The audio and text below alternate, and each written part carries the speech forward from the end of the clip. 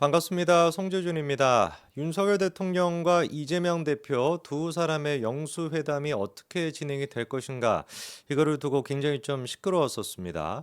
이재명 대표 측에서는 속된 표현으로 이게 뭔지 구분이 안 될 정도로, 뭐인지 된장인지 구분이 안 될 정도로 진짜 막 나가는 모습을 보였었죠.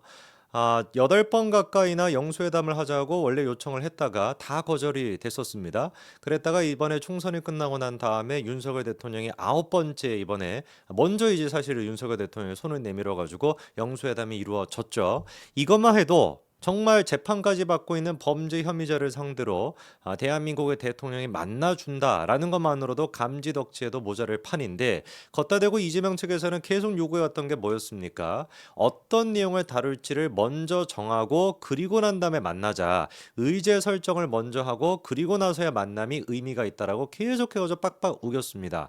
뭐 좋다 이겁니다. 의제라고 하는 것이 상식적인 범위 내에 있다라고 한다면, 나는 뭐 예를 들어서 A다라고 생각하고 있으면 A 다시 아니면 뭐 A 다시 다시 이 정도로 조금 뻗어 나간다면은 의제를 미리 정하고 만날 수가 있겠죠. 근데 이건 문제가 뭐예요?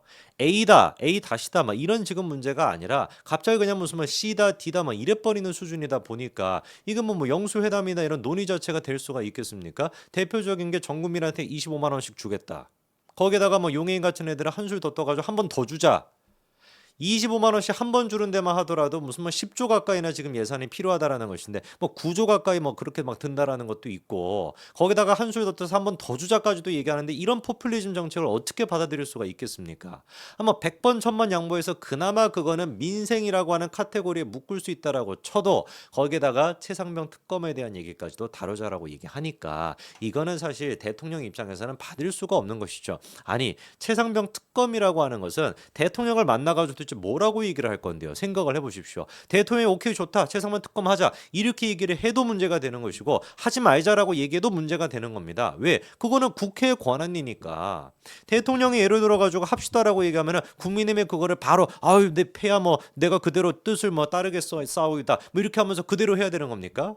그것도 아니잖아요. 그것도 반대로 뭐 반대하겠다라 그래가지고 국민의힘이 또 뭐 어떻게 해야 되는 겁니까? 그건 아닌 거거든요. 대통령이 할 수 있는 거는 국회에서 통과가 됐었을 때 그거에 대해서 거부권을 행사할지 말지를 결정하는 것이지, 애당초 지금 뭐 어떻게 국회에서 논의가 되고 있지도 않은 상태에서 뭐라고 대통령이 얘기를 하겠습니까? 그러니까 대통령실에서 하는 얘기가 뭐예요? 국회법 위반이 될 수 있다라는 것이죠. 의제를 먼저 설정해야 된다, 이런 것 때문에 계속 씨름하면서 시간이 그냥 지나고 있었는데, 갑자기 이번에 이재명이가 뭐라고 밝혔습니까? 26일 날 다 접어두고 윤석열 대통령 만나겠다. 영수회담 의제 정리도 녹록치 않다. 그냥 뭐 다 접어두고 일단 대통령을 만나도록 하겠다, 이렇게 얘기했습니다. 생각을 해보십시오. 바로 직전 날까지만 하더라도 이재명이가 윤석열 대통령과 의제가 결정이 되지 않으면 안 만나겠다는 입장을 계속 고수하고 있었습니다. 그랬던 인간이 왜 도대체 26일 날 180도 바뀌어가지고 이렇게 마음을 바꿨을까요? 물론 뭐 여러 가지 이유가 있을 거예요. 첫 번째 같은 경우는 일단 자기가 윤석열 대통령이 불통이라고 하는 이미지가 지금 있고 독선이라고 하는 이미지가 있잖아요. 그런 이미지를 조금 더 고착화시키기 위해 가지고 나는 소통이 되는 사람이야, 나는 이런 식으로 뭐 품이 넓은 사람이야, 국민들의 눈높이에 맞는 사람이야 라고 하는 이미지를 보여주고 싶어서 그렇게 했다라고 하는 것도 첫 번째가 될 수가 있겠죠. 근데 거기서 끝이 아니죠. 이재명 같은 인간은 거기서 그것만 가지고 사실 움직이지 않습니다. 국민들이 뭐 어떻게 생각한다, 사실 뭐 별로 관심도 없겠죠. 제가 보기에 제일 관심이 있었던 것은 조국이에요, 조국. 26일 날 갑작스럽게 의제 정리 다 접어들고 대통령을 만나겠다라고 했는데, 25일 날 이재명과 조국이 만찬을 했습니다. 지금 뭐 얘기 들어보니까 고량주 같은 거를 이제 각 1병씩 마셨다라는 것인데, 그리고 뭐 만찬 같은 경우도 2시간 반 정도 했다라는 거 아닙니까? 꽤 진짜 길게 만났던 거예요. 저녁 시간에 2시간 반 정도나 만나고, 그리고 각 1병씩 고량주 한 병씩 마셨다라고 한다면 굉장히 막 허심탄회하게 여러 가지 얘기를 했다라고 볼 수가 있겠죠. 그런데 문제가 뭐냐? 허심탄회하게 술만 마시고 끝났다라는 거죠. 바로 이제 그 다음날, 그 다음날도 아니고 그 당일날 25일 날 그 만찬이 있고 난 다음에 조국혁신당 측에서 뭐라고 입장에 나왔냐?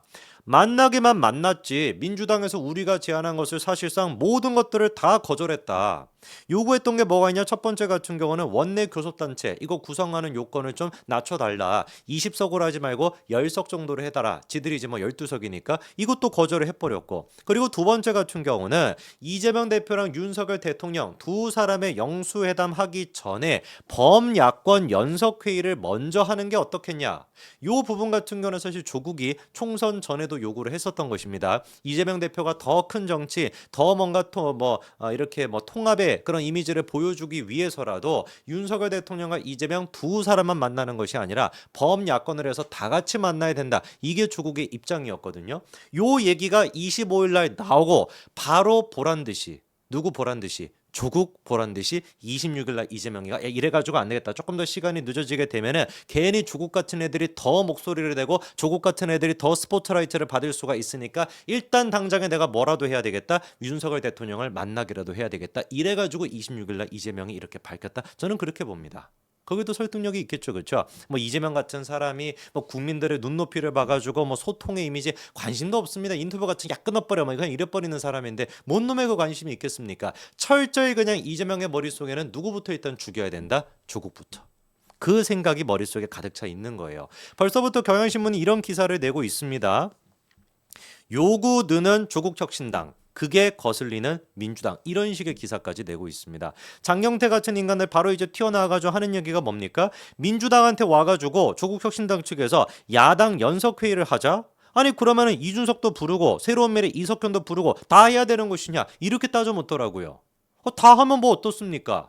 그렇게 이재명이가 윤석열 대통령을 만나겠다라고 8번 가까이나 요청을 했었을 때 그때 대통령실의 입장이 뭐였습니까? 영수회담 그거는 막 옛날에 했던 것이고 야당 대표끼리 다 같이 모이는 자리면 우리가 만날 수 있다라고 했던 게 대통령실의 반응이었죠. 그랬더니 이재명 측에서 바로 했던 얘기가 뭡니까? 우리 급을 뭐로 보는 것이냐? 우리 급을 낮게 보는 것이냐? 이렇게 얘기했었습니다. 그 얘기 그대로 지금 장경태한테도 적용이 되는 거예요. 조국혁신당한테도 적용이 되는 겁니다. 조국 대표 입장에서는 뭐라고 생각하겠어요?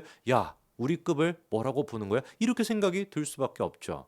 살다가 제가 지금 뭐 다른 것도 아니고 조국 대표를 대변하는 뭐 이런 날까지 오는데, 어쨌거나 저쨌거나 지금 중요한 거는 뭐냐면 이재명 대표 머릿속에서는 사실 윤석열 대통령을 어떻게 하겠다라고 하는 거는 최종 목표인 것이고요. 그 전에 가장 강력한 지금 걸림돌, 이재명의 그 길에 길목 한 군데가 아니지 완벽하게 길 자체를 동그라니 그냥 막고 있는 게 지금 누군 거예요? 조국이라고 하는 돌덩어리인 겁니다. 이 조국이라고 하는 존재를 이재명이 먼저 정리하고 먼저 제거하지 못한다면 윤석열 대통령까지 나아갈 수도 없다라는 것이죠. 그래서 이번에 보란 듯이 영수회담, 야 이거 뭐 의제 같은 거 정하고 이러면 또 막 시간 또 막 걸리게 되고 일주일 또 막 지나고 2주일 지나게 되면은 계속 조국은 저렇게 막 까불어 될 텐데 이래가지고 안 되겠다. 뭐가 됐든 간에 일단 만나가지고 내 급을 높여야 되겠다. 이게 지금 이재명의 판단인 겁니다. 저희 입장에서는 그러면 뭐만 하면 되는 거예요. 조국은 아마 계속해가지고 더 극단적으로 치닫게 될 겁니다. 왜? 시간이 없거든요. 황운하 원내대표고 조국이 대표에서 투톱 체제인데 이 투톱이 뭡니까? 정치인 가운데 구속이 될 순위 투톱, 이 투톱이 지금 조국과 황운하 아닙니까? 가장 먼저 지금 구속이 될 사람이 조국으로 뭐 오래 못 넘길 거라고 많이 예상이 되죠. 황운하 같은 것도 마찬가지일 가능성이 높습니다. 조국이 구속이 되고 바로 연달아 황운하도 구속이 될 거거든요. 시간이 없다 보니까 어떻게 해서든지 간에 조국은 자기의 급을 높이려고 할 거고 어떻게 해서든지 간에 그러기 위해서라도 극단적인 반응들이 나올 겁니다. 그게 바로 뭐겠어요? 민주당의 이재명까지도 공격하는 모습이 나오겠죠.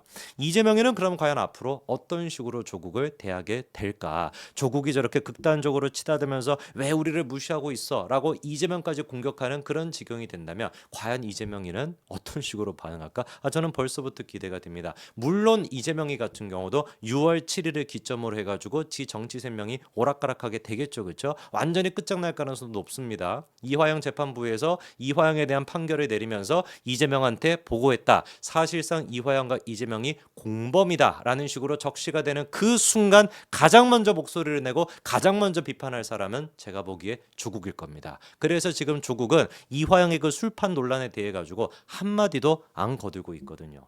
최상병 특검 무슨 노인 특검 계속 이런 얘기는 하고 있지만 이화영의 그 문제에 대해서는 입도 뻥끗 안 하고 있습니다. 왜 그렇겠습니까? 타이밍만 재는 것이죠. 언제 6월 7일이 오라고. 과연 6월 7일에 이화영의 재판 결과가 나왔을 때 국민의힘의 입장보다도 조국의 입장이 먼저 나오지 않을지 벌써부터 저는 기대가 되네요. 우리는 일단 우리끼리 일단 잘하고 있고 우리끼리 문제를 잘 해결하고 있으면 쟤네들은 지들이 알아서 분열하게 될 겁니다. 여기까지 말씀드리겠습니다. 감사합니다.